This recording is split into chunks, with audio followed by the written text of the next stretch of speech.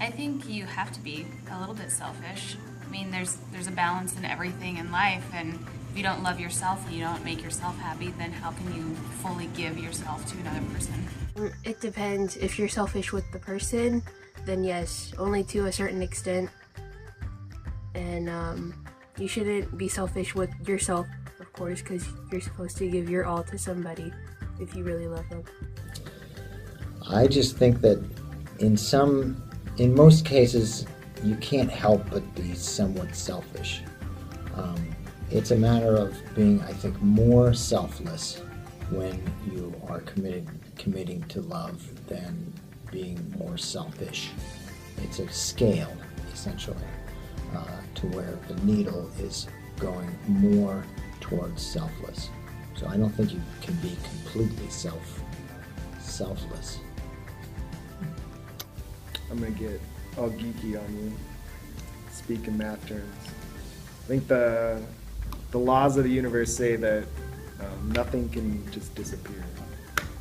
If it's been created, then it has to go somewhere else. The energy and all that has to go somewhere else. So I was raised non-denominational Christian, so according to the way I was raised in my beliefs, that the main goal is glory, and you live your life holy so that you can get there. I can understand other people's sides, and I can see the reason behind reincarnation and some of the other beliefs out there, but this is what I know and I have faith in. I believe that we're getting ready for reincarnation because sometimes we meet people that we connect with so well that it seems as if we just knew them off the bat, even though we just knew them for some time. So I believe that we met them in another life, so we were reincarnated now and met them again. So I believe that we're always getting ready for reincarnation. Well, I don't think they're necessarily preparing for the afterlife in the same way that pharaohs were prepared for the afterlife and being buried with all of their accoutrements. I think they're talking more about preparing their life, summarizing the meaning of their life, their accomplishments into some cohesive element that they can pass on to future generations. Maybe people just don't know what they have until it's gone. You know, that cliche that when you have something, you just kind of take advantage of it. Even if you think you're not taking advantage of it, you're just kind of like, I feel so great because we have something good around us. But then when it's gone, you're just like, now where's the greatness at? And I believe that you don't really know what you have until it's gone.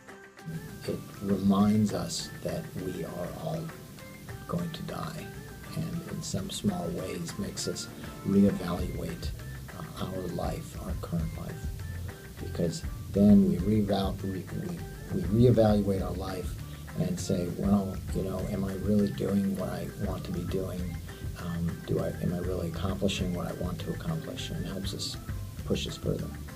I don't know. I think it's backwards. I think that your life should give you significance. I guess when you die is when people look back and look at your life and the things that you did with your life. And actually, it's unfortunate that it takes death for people to realize what you've done in your life and the way you lived it. I mean, I guess you could always be afraid, but I don't think that's a good way to go about life. I think you go about life and just do the best that you can and experience the most that you can, and I think that loss is just part of that. I just got married 5 months ago, and both my siblings are divorced. I came from my parents have been married for 40 years. They've, great example. So when people I love went through divorce, I was kind of like, oh, that really happens. So it was kind of terrifying getting married, but I have faith in our friendship and our respect for each other, and you never know what's going to happen. We could not work out, but my faith tells me that it'll work. You make me mad every day, but I don't know why I still love you. I don't know why I still stay with this dude, even if he gets on my nerves all the time saying that he's a burden, or if people are too happy for me. I don't know why I still love them.